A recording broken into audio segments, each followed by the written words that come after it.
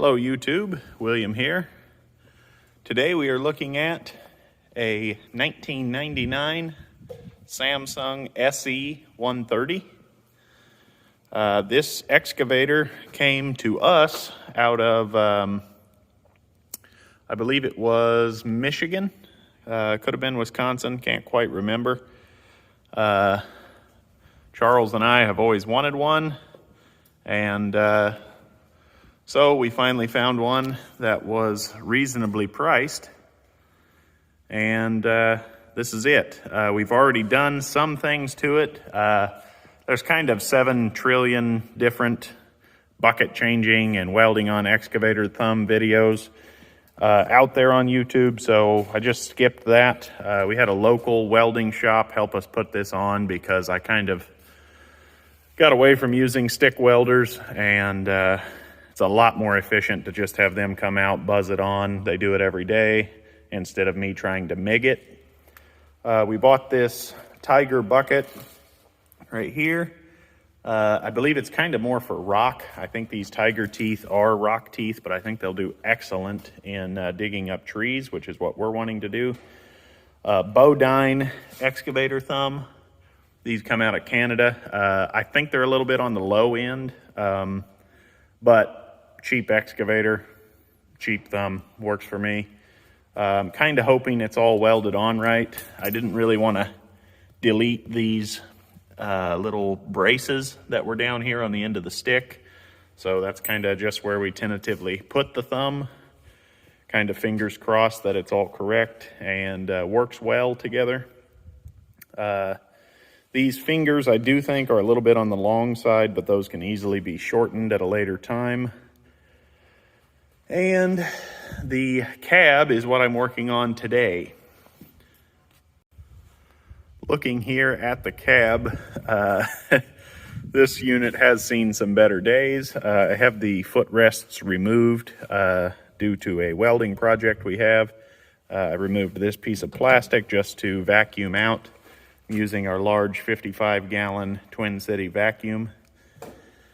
And just kind of going after the dust. One of the previous operators decided that he needed some air conditioning, so caved that in real nice. I'm just going to build a large frame over this that's all swept and put plexiglass in the front, and the rear glass I already have ordered. I didn't order it from anywhere specifically. I'm just having a local glass shop put it in for us. Otherwise, the unit is really not too banged up.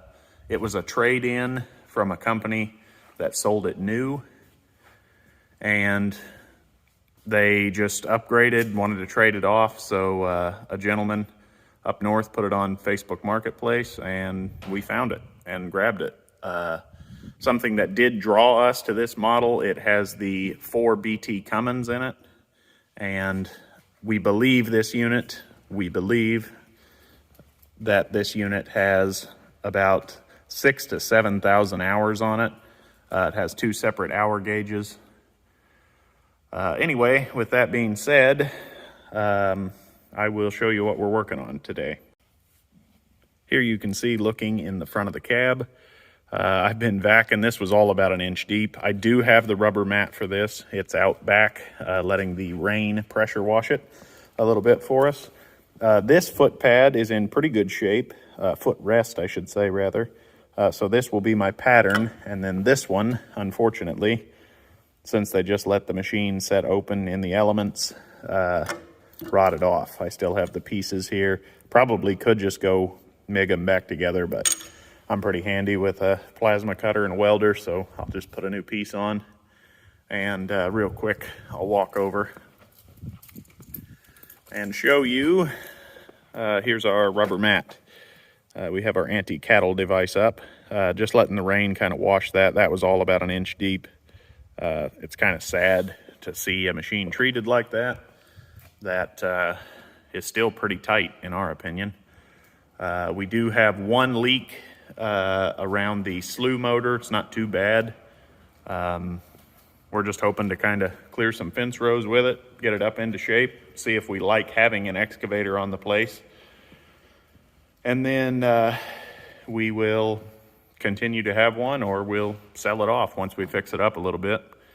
We're not afraid of work around here. All right, quickly out here on the sheet metal shear, Ysong 1272. Love this machine, could not live without it. Just chomped out a couple of 12 gauge pieces, already center punched my holes. Gonna head over to the Rotex punch, knock these out to 7/16. And while I'm here, this one's getting a little thin. You can see daylight in places. I'm just gonna replace both of them. It's not gonna take long. Take about exactly the same amount of time, so let's make it happen. Okay, pay no mind to the hissing sound. I'm out here. Luke is working on a project of his own. And I just thought I'd quickly show you the Rotex turret punch. You basically put a center punch right there on your piece. Don't know how well you can see it. And you just shotgun that right in the center of the hole. Boom, hit it with a self-setting center punch or a regular center punch. You come out to this machine, you pull on this little red handle. 12 gauge is kind of the max for this. Then you retract, and then you have a 7/16 hole. Very, very, very close to where you need it. These ends here I'll shear as much as possible, and then I'll just polish those down till the black Sharpie disappears with a flap disc. Bear with me here, I don't know how this will turn out. I have our rough cuts right here. You can see, kind of just follow your Sharpie around.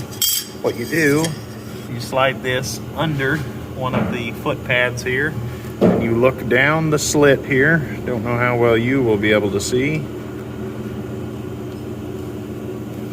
Move you. You line that up just perfectly. And then you move it.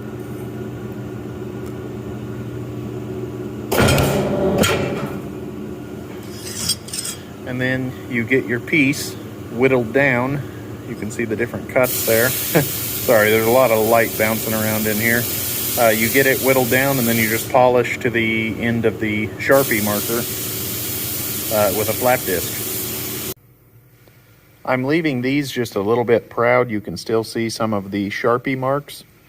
The reason for that is these are well chiseled on, rusted off in a few places. Plus I also know that I have the room. I literally could just go bolt this in right now, but my OCD would scream at me if I just left that all jagged and sharp.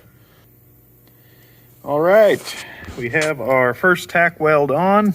It's kind of hilarious. This is a metric machine, but this was 2 inches down to the tip of here, and then 7/8 of an inch in that way. So, is what it is. Maybe this is a aftermarket American upgrade or something. I don't know. But going to chop this one off and add a new foot pad, and we're going to be in business. Have this girl bolted up. All right, we have perfect fit up, and brave man that will show his welds on YouTube. Fit up is excellent. Pedals look to be just about right as far as I can tell. The hardware, I'll take this one out real quick and show you. The hardware is getting very, very tired. If I wouldn't have had a 6-sided socket, I wouldn't be able to get this one out. However, we are very poorly equipped to deal with metric at our current shop. So I'm going to reuse this. Anti-seize, of course. Everyone that watches this channel regularly will understand that. And a pro tip, always, if you do have to reuse crummy hardware, put it out where you can access it. You do not want it right down there where you can't weld on it and things of that nature. But this will get us by. Another project getting done on the old Samsung. Alrighty, we have our rubber mat installed, and pedals are just awesome, excellent, nice and strong, no problems there. I'm going to move on and see if I can get our hydraulic oil topped off. I had Napa drop us 10 gallons. Quick thing I wanted to mention about this unit, I forgot to mention earlier. The reason we were so hot to trot on this particular Samsung, one, this was a one-owner machine, and two, we got all of the service records with the machine. And I still have time on all of my oil changes and things of that nature. Says 5239, and then the original hour meter stopped working at, I think, like 2000, something like that. So that being said, it is about a 7,000 hour machine, 6 or 7, we're not quite sure. It does say to operate the machine with this sight glass at the half full point. So that's what I'm going to top off now. It's right up top here. I got my pressure release right there, easy peasy. And let's get our tank filled up. All right, we are up on top of the beast, and our reservoir, you can see our sight glass right down there, hopefully. I'll show you that in just a moment.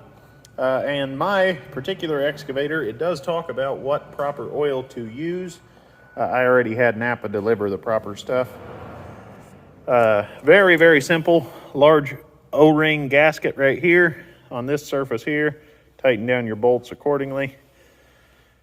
And we should be ready to run. Don't know how well you can see it, but we are at the halfway point, maybe just a little under, but you do have expansion to think about here. So our hydraulic oil is good. Not that you guys will be able to see it, but right back there is our coolant tank, and we do have coolant about halfway up the tank, so we're good there. Let's go check our engine oil. I don't know how well you can see it, but we are right on the full point. I'd like to thank everyone for watching. The old Samsung has been greased, all the fluids have been checked and added to where needed. In some future videos, we're going to take this thing out and see if we can clear some fence rows. And I'd like to thank everyone for watching. Please remember to like, comment, and subscribe for more.